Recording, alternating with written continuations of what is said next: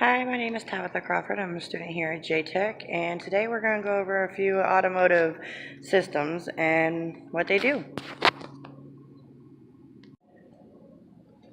Now, just like your body converts food into energy, a vehicle converts gas into motion, so to say. The process of converting the gas into motion is called internal combustion. Now, if you create an explosion in a small enclosed space, such as a piston in an engine, a huge amount of energy is expanding gas.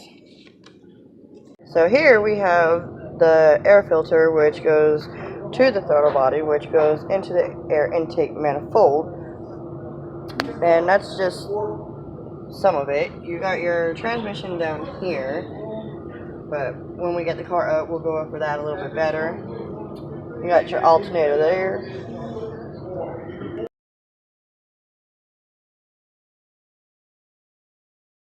Alright, so now we're going to we're going to try to cover a few things with the wheels and suspension.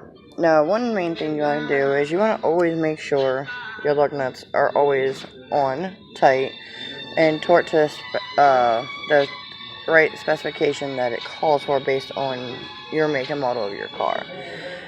Because if these aren't on right, it can cause wobbling when you drive, or even worst case scenario, they can come off and then you just lose your whole tire when you're driving.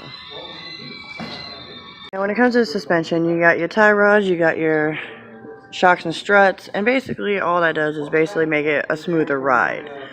You know, whenever you're going over those bumps, or if the road has potholes or anything like that, it's basically going to minimize the vibration that you feel when you're driving.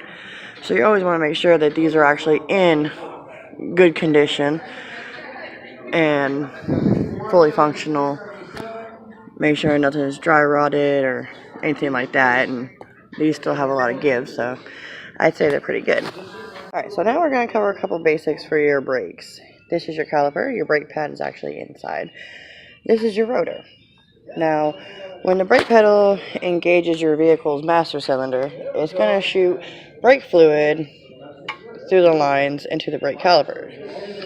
Now, lined up with the brake pads, the caliper surrounds the whole top of your brake rotor. Which the brake pads squeeze the rotor surface, which slowly and ultimately stops the wheel from turning. Alright, so electrical is basically consists of all of your switches, fuses, circuit breakers, resistors, capacitors, and relays. Similar to a few of those in here. Now, some people have a box in there under the hood. Some people have one inside the driver's side door panel. Got more here. Every car is different. You can look at your manual and find out. Now, your battery right here, it basically provides energy needed to convert the chemical energy into electrical energy. The electrical energy is then sent to the starter, which is right there.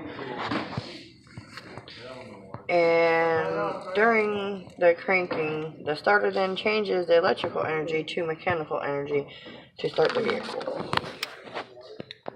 Alright, so that is my air conditioning system. Here is my alternator. As you can tell, it sits right below it. Now, the whole point about this is the system uses refrigerant and has four major components such as compressor, condenser, restrictor, evaporator. Now, the compressor basically changes your low pressure gas into high pressure gas. Then your condenser will force the gas to become a liquid. The restrictor lowers the pressure, and the evaporator transforms the low pressure liquid into low pressure gas.